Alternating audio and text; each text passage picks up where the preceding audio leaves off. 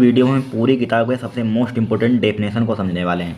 हमारे पास है पूरी किताब की महत्वपूर्ण परिभाषाएं। हमारे पास पहला क्वेश्चन है, क्या है हमारे पास, धारा घनत्व किसे कहते हैं। क्या धारा घनत्व किसे कहते हैं, पहले मालूम होना चाहिए आपके लिए फार्मूला क्या होता है धारा घनत्व। सिर्फ क्या याद रखना, फार्मूला परिभाषा बन जाएगी, यानी कि जे बराबर क्या होता है I/A।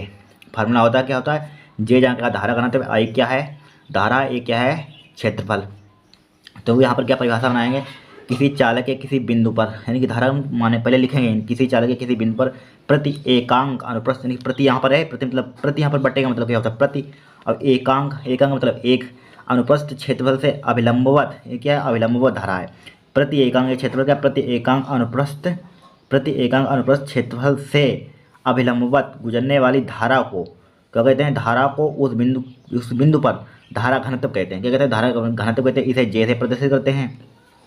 इसी प्रकार परिभाषा की लिखेंगे किसी चालक के किसी बिंदु पर, यानी किसी बिंदु पर लिखना है। फिर यहाँ पर प्रति एकांक, यहाँ पर एक है प्रति एकांक, यहाँ पर प्रति लगा हुआ है बटेगा, यहाँ पर लिखा है इसे न्यूटन प्रति कूलम, इसको प्रति बोलते हैं न्यूटन प्रति कूलम, तो इसको लिख सकते हैं I प्रति कूलम, प्रति एम्पियर लिख सकते हैं। इसीलिए लिखा है यहाँ पर प्रति एकांक यहाँ पर एकांक मतलब एक क्षेत्रफल का एक है, प्रति एकांक अनुप्रस्थ क्षेत्रफल से, किससे अनुप्रस्थ क्षेत्रफल से अभिलंबवत, किससे अभिलंबवत गुजरने वाली धारा को, अभिलंब धारा किससे गुजरेगी अभिलंबवत गुजरने वाली धारा को उस बिंदु पर धारा घनत्व कहते हैं। क्या कहते हैं, धारा घनत्व कहते हैं। इसे जे से शो करते हैं या प्रदर्शित करते हैं। फार्मूला इसके लिए होता है जे बराबर I/A। मात्रक होता है, आई का मात्रक क्या होता है एम्पियर, और इसका क्षेत्रफल का मात्रक क्या होता है मीटर स्क्वायर, तो एम्पियर मीटर स्क्वायर हो जाएगा। तो इसकी बीमा क्या होती है, L⁻²A होती है। क्या होती है, L⁻²A। इस प्रकार इसकी परिभाषा को हम क्या कर सकते हैं, समझ सकते हैं। अब इसी प्रकार हमारे पास है क्या है, लारेंज बल। लारेंज बल किसे कहते हैं, क्या लारेंज बल। तो लारेंज बल के लिए फार्मूला पहले मालूम होना चाहिए। F क्या होता है QE + Q, एक वेक्टर रूप है B cross B, Q bracket B cross B, यानी कि B क्या है वेग है, ये क्या है चुंबकीय क्षेत्र है। तो हमारे पास क्या होता है, यानी कि लारेंज बल, ये क्या F जहाँ क्या होता है लारेंज बल, यानी कि लारेंज बल ऐसे क्षेत्र में जहाँ क्या हो विद्युत क्षेत्र, Q क्या है, F बराबर Q है, यहाँ पर E का है विद्युत क्षेत्र, यानी कि क्या है विद्युत क्षेत्र, और ये क्या है चुंबकीय क्षेत्र। E क्या होता है विद्युत क्षेत्र, B क्या होता है चुंबकीय क्षेत्र।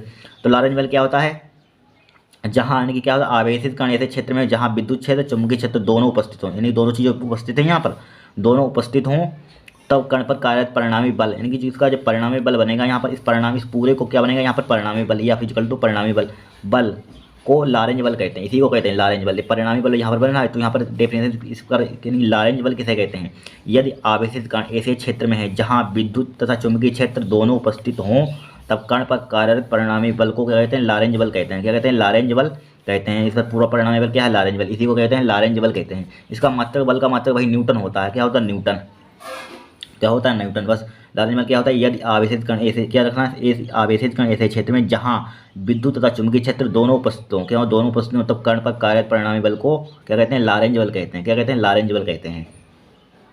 अब हमारे पास है तीसरा क्वेश्चन, आपेक्षिक चुंबकशीलता की परिभाषा लिखिए। तो आपेक्षिक चुंबकशीलता के लिए क्या याद रखना है, सबसे पहले फार्मूला याद रखना जरूरी है, फिर जिससे कि न्यूमेरिकल में भी काम आएगा और डेफिनेशन में भी काम आ जाएगा। तो यहाँ पर क्या है, म्यू क्या है, जहाँ यानी आपेक्षिक चुंबकशीलता है, और म्यू कहाँ है, जहाँ मालूम होना चाहिए। म्यू क्या होती है आपेक्षिक चुंबकशीलता, म्यू क्या होती है पदार्थ की चुंबकशीलता, ओ मतलब क्या होती है म्यू नोट मान सकते हैं, म्यू जीरो को क्या कहते हैं, निर्वात की चुंबकशीलता। क्या निर्वात को वायु की चुंबकशीलता। तो इसी से हम परिभाषा बना देंगे।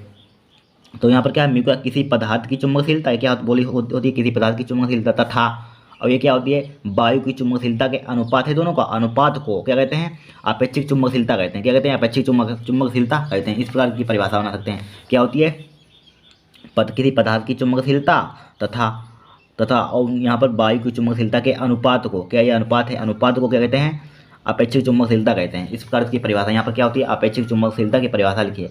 किसी पदार्थ की चुंबकशीलता म्यू तथा निर्वात की चुंबकशीलता के म्यू नोट के अनुपात को आपेक्षिक चुंबकशीलता कहते हैं। इसे म्यू आर से निरूपित करते हैं, निरूपित या प्रदर्शित करते हैं या शो करते हैं, निरूपित करते हैं। बस यह परिभाषा हो गई हमारे पास।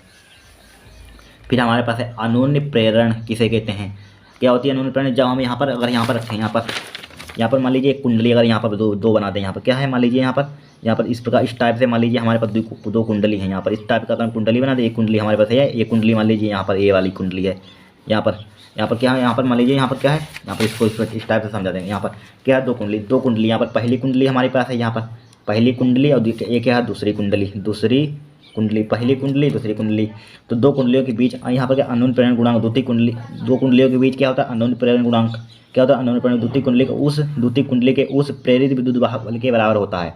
विद्युत वाहक बल इसे लिखते हैं, प्रेरित विद्युत वाहक बल के बराबर तो होता है जो प्राथमिक कुंडली, क्या होता है जो प्राथमिक नहीं पहली प्राथमिक कुंडली में एकांक, इसमें का एकांक मतलब धारा का मान क्या होता है एकांक धारा परिवर्तन करने से उत्पन्न होता है। क्या होता है एकांक धारा परिवर्तन करने से उत्पन्न होता है, उसे क्या कहते हैं अनून्य प्रेरण गुणांक कहते हैं। इस प्रकार इसकी परिभाषा हम समझ सकते हैं। यहाँ पर क्या होती है, यहाँ पर दो कुंडलियों के बीच अनून्य प्रेरण गुणांक द्वितीय कुंडली के उस प्रेरित विद्युत वाहक बल के बराबर होता है जो प्राथमिक कुंडली में किसमें एकांक धारा परिवर्तन करने से उत्पन्न होता है। तो इसे क्या कहते हैं अनून्य प्रेरण गुणांक कहते हैं या अनून्य प्रेरकत्व कहते हैं। अनून्य प्रेरण गुणांक का मात्रक क्या होता है हेनरी, याद रखना क्या होता है हेनरी होता है। एक विकल्प में आ सकता है क्या होता है हेनरी, अनून्य प्रेरण गुणांक का मात्रक क्या होता है हेनरी होता है। अब हम क्या समझेंगे विद्युत विभवांतर किसे कहते हैं। तो हमारे पास विद्युत विभवांतर क्या होता है, यहाँ पर सबसे पहले फार्मूला ध्यान रखें। विद्युत विभवांतर का फार्मूला क्या होता है बी बराबर फार्मूला W/Q, Q जीरो होता है। यहाँ पर मान लीजिए क्या होता है Q जीरो, तो इस प्रकार इसको मान सकते हैं। अब इसकी परिभाषा किस टाइप से बनाएंगे यहाँ पर हम, अब इसकी परिभाषा किस टाइप में बी बराबर क्या होता है हमारा फार्मूला W/Q0। तो इसकी परिभाषा किस बारे में विद्युत क्षेत्र में, क्या यहाँ पर विद्युत पहले लिखेंगे विद्युत क्षेत्र में एकांक धन परीक्षण आवेश, एक क्या है हमारे पास एकांक है यहाँ पर एकांक धन परीक्षण आवेश है यहाँ पर एक बिंदु यहाँ पर मान लेंगे, यहाँ पर दूसरा बिंदु मान लेंगे।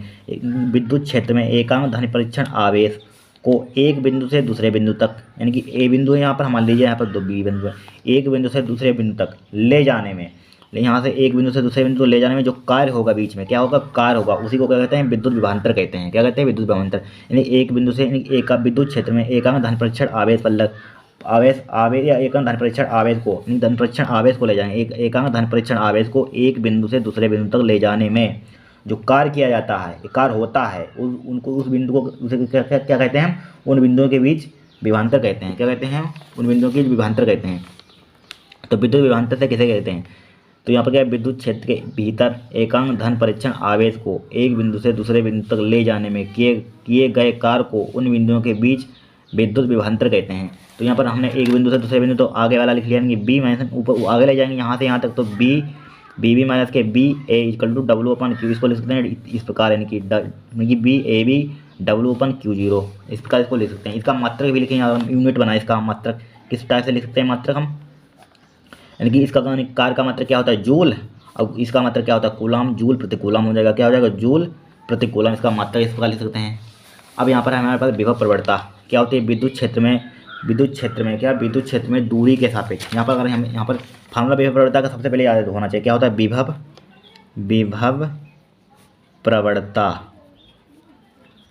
प्रवणता का फार्मूला क्या होता है dV/dr, जहाँ r ये क्या है दूरी। तो यहाँ पर इनके विद्युत क्षेत्र में क्या होता है विद्युत क्षेत्र में दूरी के सापेक्ष, r क्या है दूरी के सापेक्ष विभव, डी मतलब परिवर्तन, क्या हो रहा है परिवर्तन, दूरी के सापेक्ष विभव परिवर्तन की दर को ये क्या है विभव है। तो यहाँ पर क्या होता है विद्युत क्षेत्र में दूरी के सापेक्ष विभव परिवर्तन की दर को क्या कहते हैं विभव प्रवणता कहते हैं। क्या कहते हैं विभव प्रवणता कहते हैं। तो इसी प्रकार है, यानी कि विद्युत क्षेत्र में दूरी के सापेक्ष विभव परिवर्तन की दर को क्या कहते हैं विभव प्रवणता कहते हैं। इसका फार्मूला भी ले सकते हैं, विभव प्रवणता का फार्मूला क्या कहते हैं विभव प्रवणता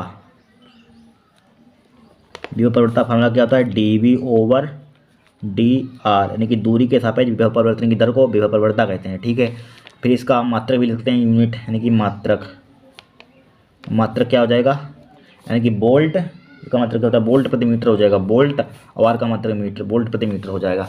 फिर हमारे पास क्या है 8वां क्वेश्चन, अनुगमन वेग से आप क्या समझते हैं, क्या होता है अनुगमन वेग।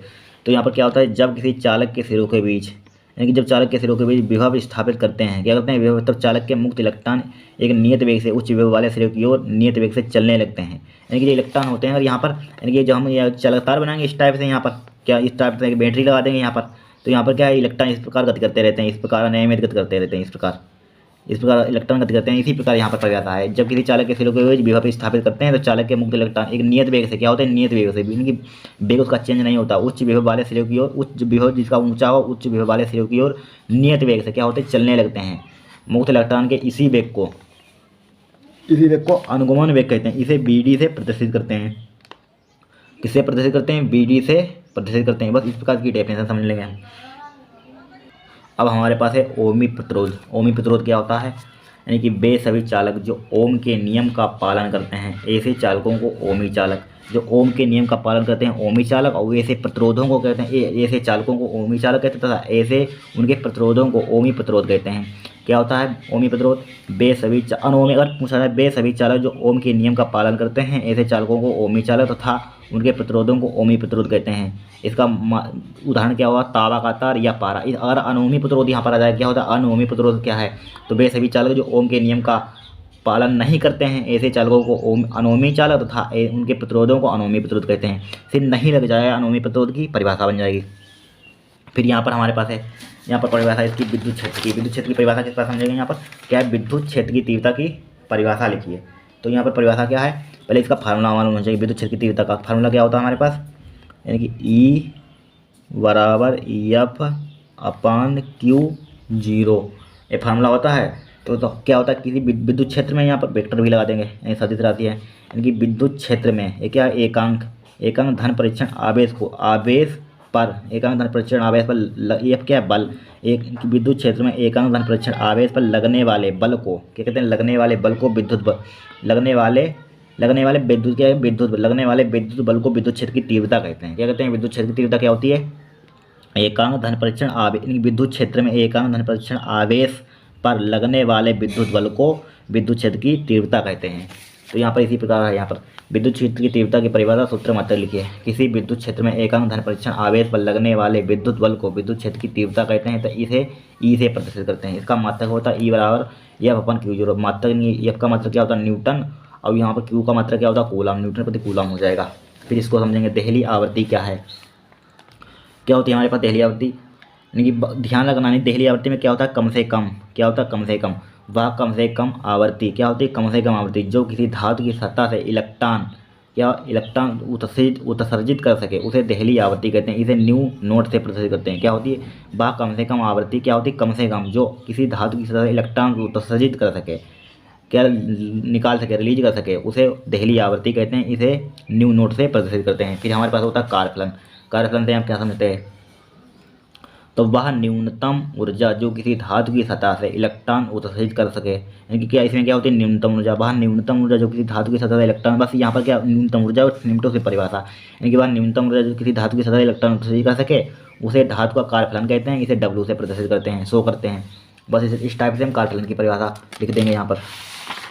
फिर हमारे पास क्या है, आयनन विभव कैसे कहते हैं, क्या आयनन विभव क्या होता है, आयनन में वह न्यूनतम त्वरक विभव जो किसी इलेक्ट्रॉन को इतनी ऊर्जा दे सके कि वह किसी परमाणु से टकराकर उसे आयनन कर सके, आयनन विभव कहते हैं। आयनन विभव क्या होता है, वह न्यूनतम त्वरक विभव, क्या होता है न्यूनतम लिखेंगे, वह न्यूनतम त्वरक विभव जो किसी इलेक्ट्रॉन को इतनी ऊर्जा दे सके, यानी कि वह किसी परमाणु के से टकराकर उसे इतनी ऊर्जा दे देंगे, टकराकर उसे आयनन कर सके, क्या कर सकते हैं, आयनन कर सके, उसे आयनन विभव कहते हैं। क्या कहते हैं, आयनन विभव कहते हैं। फिर हमारे पास है 14वां क्वेश्चन, समस्थानिक तथा संभारिक से आप क्या समझते हैं। तो क्या होता है समस्थानिक, यानी समस्थानिक सम मतलब समान, क्या समान, परमाणु क्रमांक, समस्थानिक समान, समस्थानिक मतलब समान, क्या समान, परमाणु क्रमांक। ऐसे तत्व जिनके परमाणु क्रमांक समान होते हैं समस्थानिक कहलाते हैं। यानी कि परमाणु भार क्या होते हैं, अगर परमाणु क्रमांक समान होगा तो चीज़ अलग होगी, परमाणु भार भिन्न भिन्न होगा। ऐसे तत्व जिनके परमाणु क्रमांक समान हो लेकिन परमाणु भार भिन्न भिन्न हो तो समस्थानिक कहलाते हैं। क्या कहलाते हैं, समस्थानिक। ऐसे तत्व जिनके परमाणु क्रमांक समान हो लेकिन परमाणु भार भिन्न भिन्न हो समस्थानिक कहलाते हैं। इसका एग्जाम्पल, यानी कि हाइड्रोजन के 3 समस्थानिक होते हैं। क्या होते हैं, प्रोटियम होता है, ड्यूटेरियम होता है, ट्राइटेरियम होता है। इसके लिए 1H1 होता है, यहाँ पर वन इनकी 1 से 2 होता है। यहाँ पर क्या होता है, परमाणु क्रमांक 1 होता है, यहाँ पर क्या होगा 2 होगा। फिर यहाँ 1 से इनकी 3 होता है, 1 से टाइटेनियम मतलब 3। फिर यहाँ पर क्या होता है हमारे पास संभारिक। संभारिक क्या होता है हमारे पास, ऐसे तथा उसमें समभारिक मतलब भार समान, यहाँ पर लिखा समभारिक, यानी कि ऐसे तथा जिनके परमाणु भार समान हो लेकिन परमाणु क्रमांक क्या हो, अलग हों, भिन्न हो तो संभारिक कहलाते हैं। क्या कहलाते हैं, संभारिक कहलाते हैं। क्या होते हैं संभारिक, ऐसे तत्व जिनके परमाणु भार समान हो लेकिन परमाणु क्रमांक क्या हो, भिन्न हो तो संभारिक कहलाते हैं।